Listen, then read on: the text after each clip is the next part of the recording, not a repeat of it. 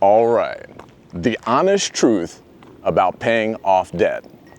This is going to be a good one, but before I get started, I'd like to ask you to go ahead, if you enjoy the content and find it valuable, my videos, go ahead and hit the like button, subscribe to the channel, and hit that notification bell so that you can be notified whenever I upload a video. All right, the honest truth about paying off debt. And I'm just going to tell you in the beginning, the honest truth about paying off debt is that it is hard. It is quite a journey to pay off debt. And it's difficult. And what's difficult about it may not be what you're thinking. I find, or at least I believe, that the most difficult part is in the mind. It is a mental game that is difficult. And that mental game that is difficult is carrying way too much what others think about you.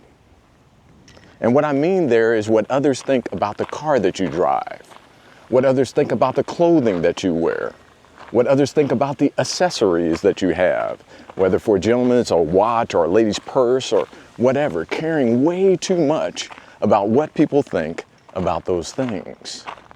This can really be detrimental to you paying off debt, okay? And you really have to go through a mental shift.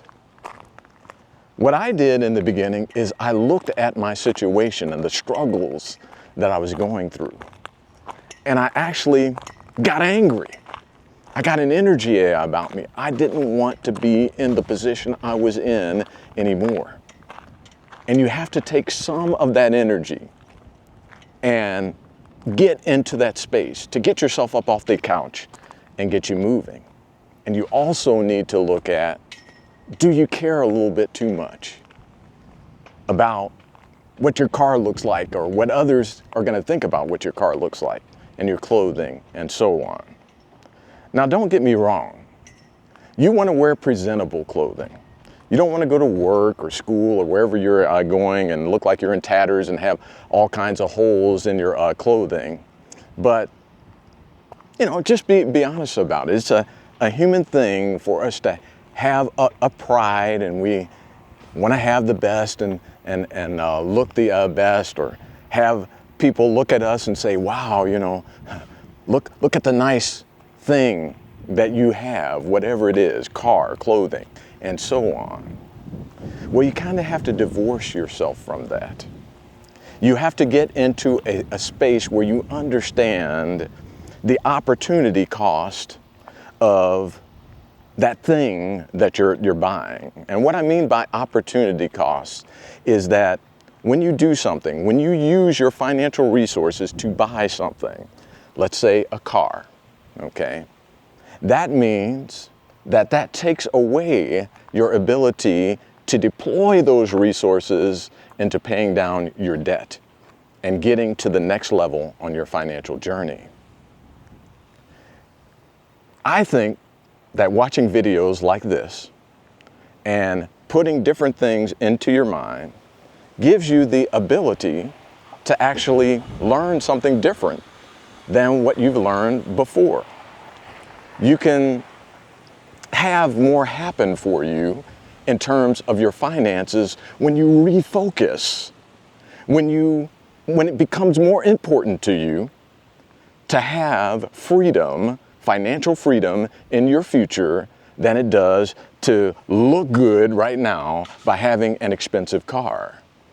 Because you know that if you apply some discipline, that later on you can buy whatever car you desire to have in the future. And besides that, you have so many other benefits: peace of mind, control, where you're able to do what you want, when you want, how you want, by applying a little bit of discipline on the front end, okay? So that is the big thing. Getting control of not having too much concern about what others think about you, okay? Now, having said that, there's a practical side to this.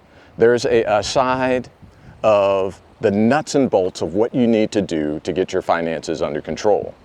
And I'm going to just give you a few tips, some things that I did in the very, very beginning that helped me as I was getting out of debt, okay? And the first thing I'll tell you about is a little thing that I came up with called KFC. It's not Kentucky Fried Chicken, but Kentucky Fried Chicken can help you remember this. KFC is a way to categorize your bills and to put them under certain categories so that you can get control of them and attack those bills in such a way that it creates margin in your budget. Now let me explain KFC. The K in KFC stands for bills that you keep. These are bills that you're going to keep and keep on paying, all right? F are bills that you're going to fix. And what I mean by fix is that you're going to adjust down to where the payment on that bill is lower, okay? And C are bills that you're going to cut, that you're going to get rid of, okay? So what I would do is I would get a sheet of paper, and on the left side of that paper, I would write all of my bills, every single bill that I was paying out. And then at the top, I would put a K, an F, and a C, and then write down those columns to divide it.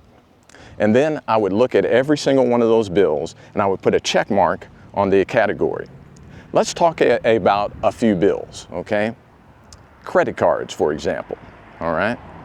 Now, credit cards, if you're struggling financially, is probably something that you should cut, okay? So in K, F, and C, you put a check in the C column for credit cards, because it's probably something that you should get rid of. Because if you're paying a balance on credit cards, and credit cards have 20% plus interest on average, that is crazy how much interest credit cards are taking in. So if you don't have the discipline, it probably is something that you should cut. Now you may also put a check in the F column, fix, because you may be able to call that credit card company and get an interest rate adjustment, or you may be able to surf that credit card over to another credit card with 0% interest for some time to help pay it down. Okay, let's move to another bill. Let's say your utilities, your electric bill. Okay, that's a bill that you're going to keep. So you put a check mark in the K column, or yes, in the K column rather. But it's also a bill that you might want to fix. You might want to shop around and see if you're able to get a lower price on that electric bill. So that would be part of the fix column. So again, I use this KFC with all of my bills to kind of organize things. I'll mention just one other bill, streaming services, because so many people have streaming services. And so there are probably some streaming services that you could cut. And so as you look through those streaming services, maybe there's one that you would keep, and then the others you can put in the column of cutting that bill. All right. So that kind of goes over KFC, but it's a way to organize things and hopefully get some margin in your budget as you start to save on those bills that you cut or adjust, okay? So now, how do you attack those bills? How do you start to pay them? Well, in the financial literature and out there in the world of personal finance, there's kind of two ways or consensus out there of getting or paying down debt, okay? It's the debt snowball and the debt avalanche. And I'll explain just briefly the difference between those two. The debt snowball is a method where you list your bills smallest to largest, okay? And what you're gonna do is attack the smallest bill. Often the smallest bill can be something like $200. And so what you can often do is right away pay off that $200 bill, okay? And what you do is after you pay off that $200, you use that $200 to attack the next bill, okay? Whatever that bill is, let's say it's $400. And then once you pay off that $400, you use the $200 and the $400 that you gain, so $600 to attack the next highest one. And it creates this snowball where over time it gains momentum and you pay off all of your bills utilizing that debt snowball. What's cool about the debt snowball is it gives you quick wins, wins that happen almost right away with those smaller bills. So you get excited and you're able to keep going. So that's the debt snowball. Now, the other one is the debt avalanche, all right? How the debt avalanche works is you list your bills from the one with the highest interest rate to the lowest interest rate, okay? And you want to attack that bill with the highest interest rate first. And then you attack the next bill with the next highest interest rate, using the funds that you gain from paying off that first bill to then attack the second highest interest rate. And then you go to the next highest interest rate, causing that avalanche of debt payoff, okay? Now, it doesn't really matter which method you use. The main thing is to stay committed to whichever method you use and to pay off those debts, particularly the consumer debts like credit cards. You want to get rid of those because those are stifling you from getting to the next step, which is to actually have that 3 to 6 month emergency fund. And in the future video, I'll talk more about the 3 to 6 month emergency fund. But here we're talking about paying off debt, okay? It is absolutely imperative that you get to the point to where you're paying off debt. 77% of Americans have some sort of debt. What I'm trying to encourage you to do is to be a part of the 23% who are completely debt-free, even including their house. But even if you don't get the house paid off, get to the point of having everything else paid off, particularly consumer debts, so that you can have more breathing room, so that you can have margin to actually get more control of your finances. Because when you have better control of your finances, you have a lower stress level.